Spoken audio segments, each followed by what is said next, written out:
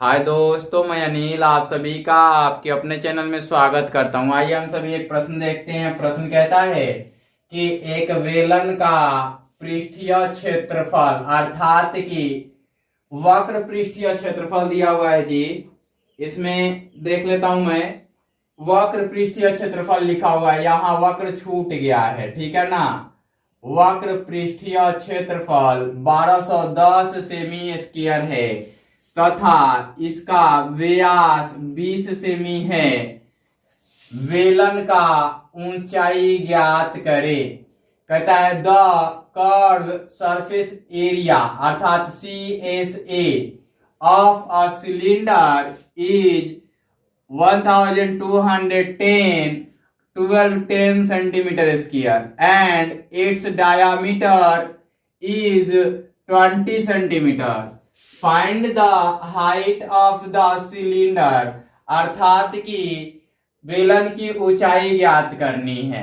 कहता है कि एक बेलन है, यहां मैं बेलन बनाता हूं और बेलन का क्या दिया गया है, बेलन का व्यास दिया गया है अर्थात कि यहां से यहां तक की दूरी दी गई है। ये वाला पार्ट D दिया गया है, कितना, 20 सेंटीमीटर। तो आपको R फाइंड आउट करना होगा।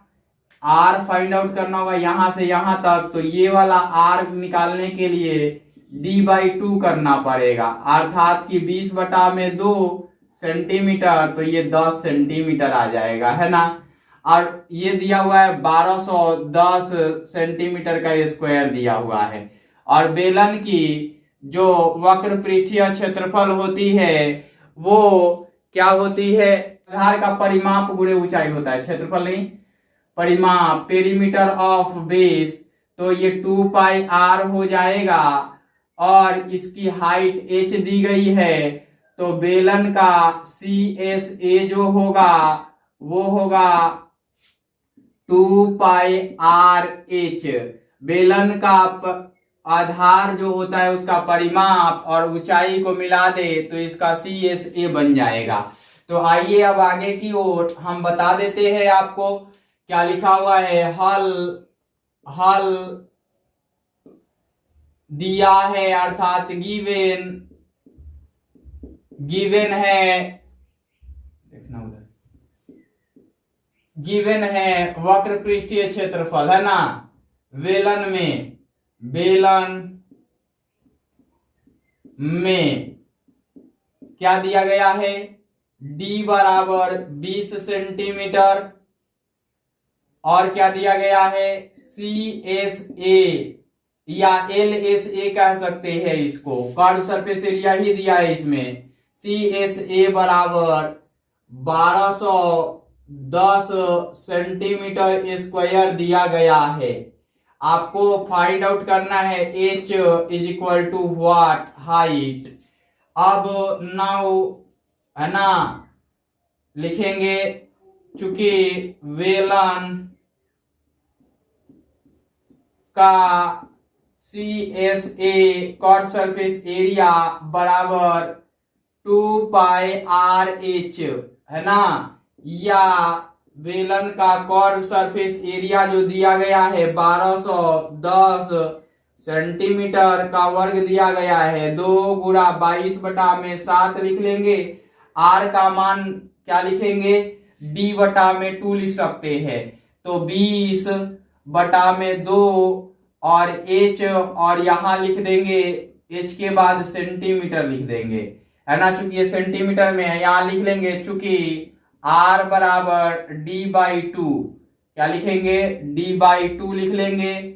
और देखिए यहां से ये 2 से 2 कैंसिल हो जाएगा, बाकी ये इधर आ जाएगा और ये भाग में हो जाएगा। तो 1210 सेंटीमीटर का वर्ग बटा में क्या हो जाएगा, 22 गुणा में 20, है ना, और ये गुणा में जाएगा 7 और ये बटा में ही होगा cm और ये हो जाएगा H। अब देखिए इसका कैलकुलेशंस करते वक्त इसको काटेंगे तो ये सेंटीमीटर बार में कट जाएगा, 1 cm बचेगा, है ना।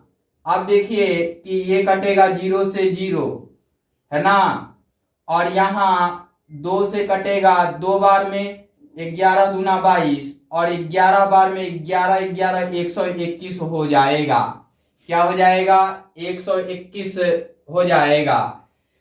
अब देखिए 2 गुणा 2 बच गया, 11 गुणा 7 बच गया।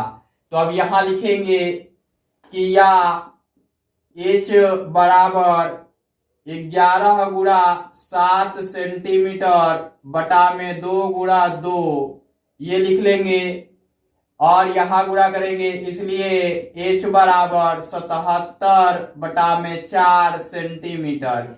ये इसका फाइनल उत्तर हो गया। अगर पॉइंट में लिखना चाहें तो डिवाइड कर लीजिए और लिख लीजिए। कैसे?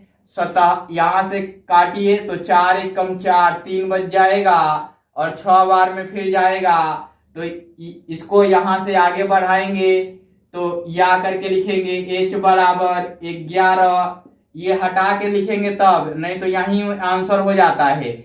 और ये मैं दूसरा प्रोसेस बता रहा हूं, इसको नहीं लिख के, 1177 बटा में 4 सेंटीमीटर। अब इसको भाग लगाते हैं तो 4 एकम 4, 3 बच गया और यहाँ पे 7 हो गया, तो 4 9 36 हो जाएगा, बच जाएगा 1, है ना। तो दशमलव दे देंगे, फिर 4 दूना के 8 होगा, फिर 4 पंचे 20 होगा, इसलिए h बराबर 19.25 सेंटीमीटर होगा और ये इसका उत्तर बन जाएगा। इस प्रकार से आप चाहते तो बन जाएगा कि इसका हाइट निकालना था, हाइट ऊंचाई, तो h ही आ रहा है। अब चाहते तो इसमें क्या निकाल सकते थे वॉल्यूम, और क्या निकाल सकते थे, इसका टोटल सरफेस एरिया, दोनों निकाल सकते थे। तो आप कमेंट बॉक्स में इसका टोटल सरफेस एरिया TSA बताएंगे कि क्या होगा और इसका वॉल्यूम बताएंगे कि क्या होगा, ठीक है ना। कमेंट बॉक्स में कमेंट करेंगे। बाकी मैं बता दिया। इस वीडियो में इतना ही, फिर मिलते हैं अगले वीडियो में।